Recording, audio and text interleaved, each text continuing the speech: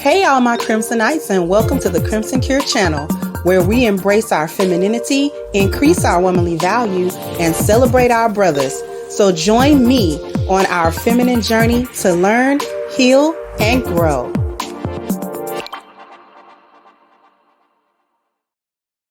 Hey there, my Crimsonites, and welcome to the Crimson Cure channel. I'm your host, femininity coach and author of The Crimson Cure, and this is my perspective. So we're going to talk a little bit today about Deion Sanders' comments that are raising, all the back feet hackles. Everybody wants to be up in arms about the stuff that Deion be saying, but I be trying to figure out where the lies are at, because I don't see that where he lies. You may not agree with everything that he say or whatever, but I still don't understand where I don't see the lie. What we're going to do is we're going to go over a video where I think this is the Rich Eisen show that he was on, where he talked about what he looks for and what is commonly looked for as qualities for your leading quarterback on a football team and these sorts of things. And I want you to listen carefully, because hyenas are up in arms. And you wonder why. So what we're going to do is we are going to share our screen. And here we go.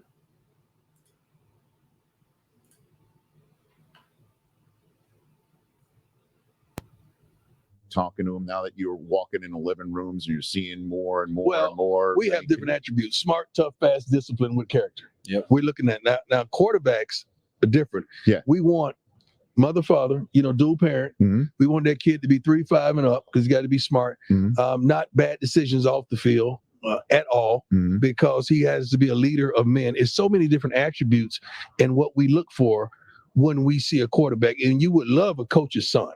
Somewhere that the coaches coached him, and I'm not going down my road. I see you smiling, because I know who your quarterback is. He's right talking now. about my son. I didn't just build a template for my son, but that's what really we look for in quarterbacks. Different positions are different. Like O lineman, I look for dual parent homes, right? A strong father that they adhered to, right? Smart kid, at least 3 and above. You're also describing Hurts. Yeah, tough. Well. I mean, physical. I mean, offensive line. My defensive line is totally opposite. What do you mean? Single mama, trying to get it. He's on free lunch. I mean, I'm talking about just trying to make it. He trying to rescue mama. Like mama barely made the flight. Trying to get out the mud. And I want him to just go get it. It's a whole different attributes that you look for in different positions. And we have that stuff just chronicled. We know what we want and we go get it. There's the head coach of Colorado, Dion Sanders. I'm trying to see where he lied. Now, interestingly enough, black women are getting upset about it. He never specified black, white. He never specified a race. He never did any of that. He's saying he wants certain attributes in certain positions and reasons why. Quarterbacks need to have 2-parent homes. They need to be smart. They need to be stable. And they really need to have been in situations where their leadership qualities have been cultivated. They've seen leadership, able to embrace a leadership role, able to step into a leadership role, because the quarterback is often the captain of and the leader of a team, the team that they're on. If the quarterback is weak, or if the team does not respect the quarterback as a leader, then that team dynamic, the gelling of the team, the working together of the men is always going to be off, and that team is looking at not being able to perform at its maximum potential, even if the individuals are talented. Okay.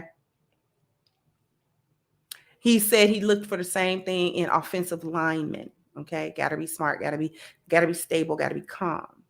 He looks for the opposite in the defense. A defensive player is to be more aggressive. He wants somebody that come from a single parent home, somebody that is hungry, though, somebody that's just they're out to get it. Okay. He doesn't ever specify a race or anything like that.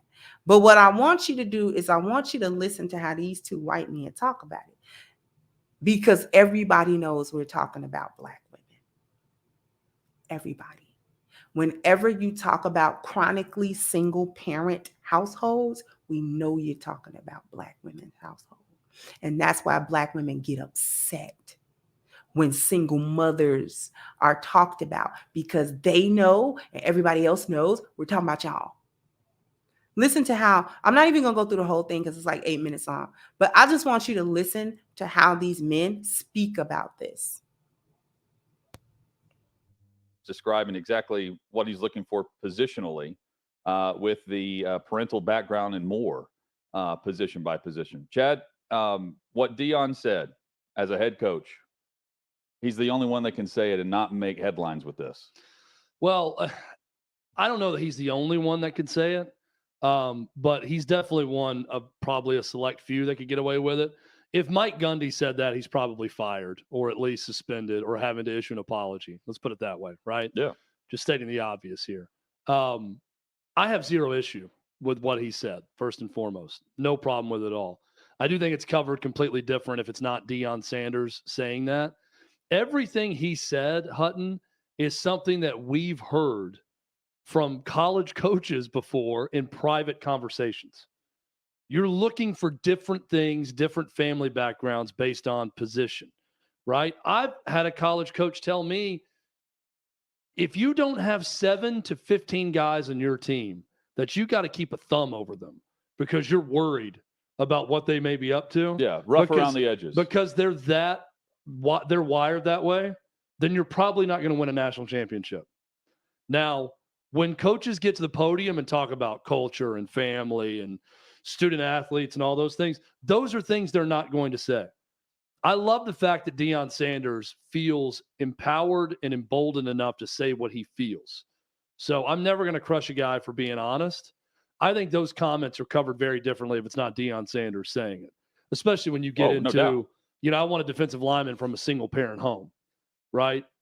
Those are things normally said in private that aren't said in public. Yeah, Bob Costas is going to join, I'm going to leave it right there. I'm going to leave it right there because it's important.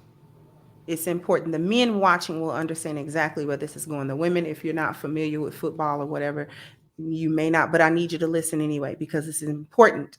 This is important. It actually ties into some of the outcomes of the Moynihan report that I've been covering all week. Okay. Dion never specified Black women as single mothers. He never specified a race. He never specified the Black family. Yet we know who he's talking about. Okay. How do we know? I'll give you the rundown. Number one, this might actually be why there have not been more Black quarterbacks in the history of the NFL except until recent years. Now, there have always been a couple of Black quarterbacks here and there, even back in the day, the Warren Moons and things of that nature. So we have had Black quarterbacks, but only I would say in the last recent probably decade, we've seen more Black quarterbacks enter into the league. And I believe that history was made in the Super Bowl, just this past Super Bowl, where both of the leading quarterbacks on each team are considered Black. Even though I know Patrick Mahomes, they want to say he's biracial, his daddy Black. So 2 Black men, 2 Black quarterbacks, okay, in the Super Bowl.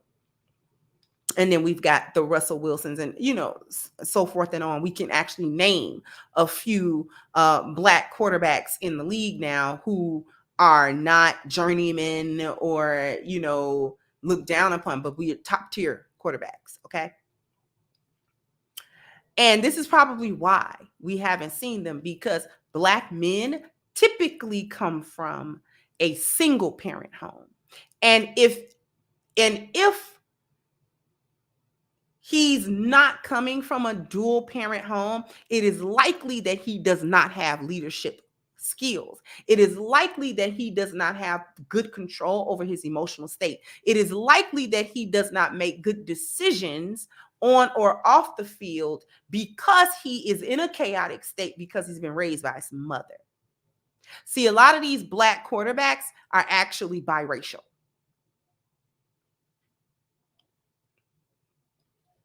Okay. They don't believe that Black men have had the family background to support their leadership qualities if they didn't come from a dual parent home, and many did not. Okay. Number two, the reaction from the commentary of the white man saying he's probably a handful, one of a few people who can actually say it. And they didn't even say race, but the unspoken thing is, we know Dion is talking about Black women and Black families, and he can get away with it because he's Black. If one of us says it, if a white guy says it, if a white coach says it, if Rich Eisen had said it, if another coach, okay, they're going to have to face some type of consequence or ramification for talking about Black people. It becomes racial at that point. But because we know that Black people are being discussed and Dion is Black, he gets a pass for talking about his own people. Because we know that the single mother demographic is typically Black women. We know that. And we also know that it's a higher percentage of Black players in the NFL versus non-Black players in the NFL. Right? And that's not to say that there aren't any other players. I mean, because a lot of linemen are not Black. A lot of offensive linemen are white or what have you. So there's a lot of white players interspersed. Okay. White wide receivers, white, whatever. So there's actually a pretty good mix in the NFL just because it's so many players and so many teams. Right. But we know that the Black players are typically going to come from single mother homes. We know that. All right. So the reaction of the commentators are saying that everybody knows we're talking about Black women. All right. They also agreed with what he said. Note that they agreed with it. They understood what he was talking about, because there is a truth to what comes from the product of a Black single mother home. That's what they really talking about. The product of the men, the quality of the men you raise is what they're talking about. Number three, Black women are upset about it. But why? If you're guilty, do better. Because you're the one that's consistently creating broken families, often by choice, because of the way you handle yourself, because of the men that you choose to have children by, because of the circumstances under which you choose to birth children, and all of this other stuff. Y'all like being single mothers by choice. Y'all choose to do that. You said it out of your mouth many times that you are choosing to be single mothers and all of that type of stuff. So, it is what it is.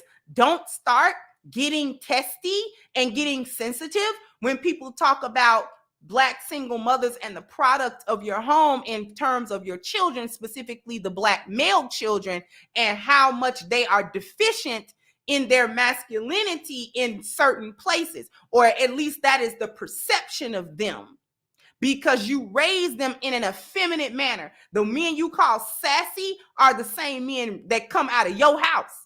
Under your tutelage and under your raising and under your watch, they come out not good leaders. They come out emotionally unstable. This is why he said he liked defensive players that come from single mother homes, because what is the characteristic of a Black male, typically speaking, not all, but typically speaking, Black men that are raised primarily by their mothers or surrounded by the Black women in their families, devoid of being raised by other men or anything, or having masculine influence as he grows up, typically grows up effeminate. And I'm not mean his sexuality. I mean, he grows up and he enters into chronological manhood with feminine traits, always being in his emotions, not being able to think straight, not being able to get to his logic, not being able to really create system, order, and structures, and not having good leadership skills.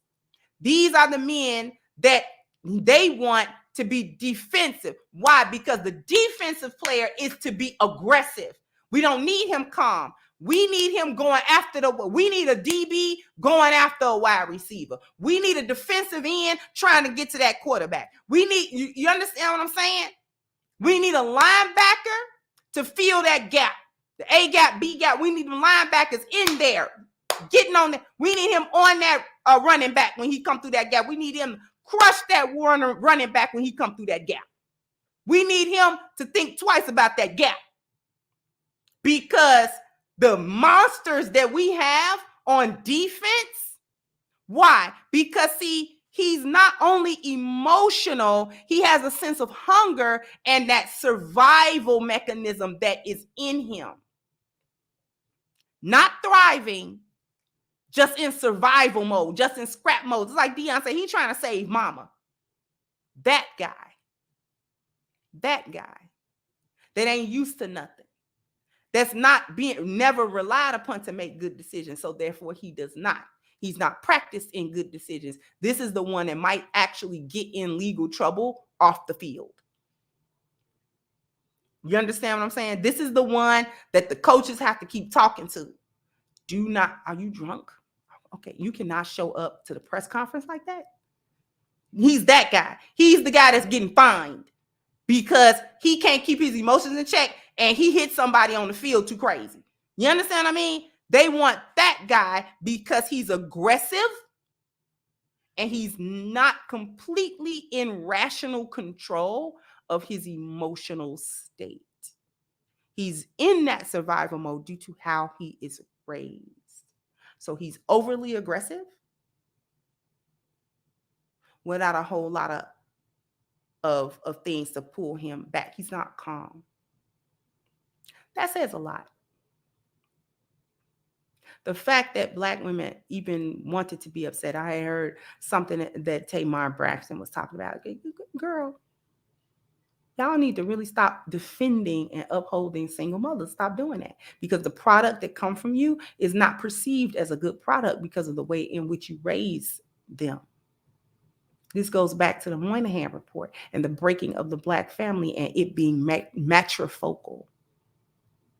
The gynocracy, in other words. The Moynihan report talked about the formation of the gynocracy from the plantation all the way to what was current then, which is 1965. And we're still dealing with it in 2023. And y'all are still mad anytime somebody bring up single mothers. Why are you talking about single mothers? Because you feel attacked. Girl, you feel attacked, do better. Do better. Stop encouraging single motherhood. Stop that. Y'all purposely go out here and get babies without husbands. And then don't want nobody to say nothing because you don't know how to raise men or women for that matter. Anyway, I want to draw everybody's attention to the fact that you can pick up your copy of Reclaiming the Black Feminine. Right now, it is on sale. All you got to do is go into the description box and hit the link at crimsoncure.com, and you can get this book delivered to you pretty much ASAP. If ASAP is not fast enough, then you can also get it on Amazon. It is the same. This is a beautiful book, and it is the same on Amazon. The digital version is this version as well. That link is also in the description box. Also, jump down in the comment section. Let me know what you think about Dion Sanders. Like, share, subscribe to the channel if you have not. Once again, I'm your host, The Crimson Cure, and this was my perspective. Bye-bye, Crimsonites. Hello, my Crimsonites and all of my supporters. I invite you to go and get your copy of my new book, Reclaiming the Black Feminine, The Lies of Feminism and the Road to Recovery, on sale now at crimsoncure.com. This is guaranteed to change your perspective and positively impact your life. So go ahead now to crimsoncure.com and get your copy today.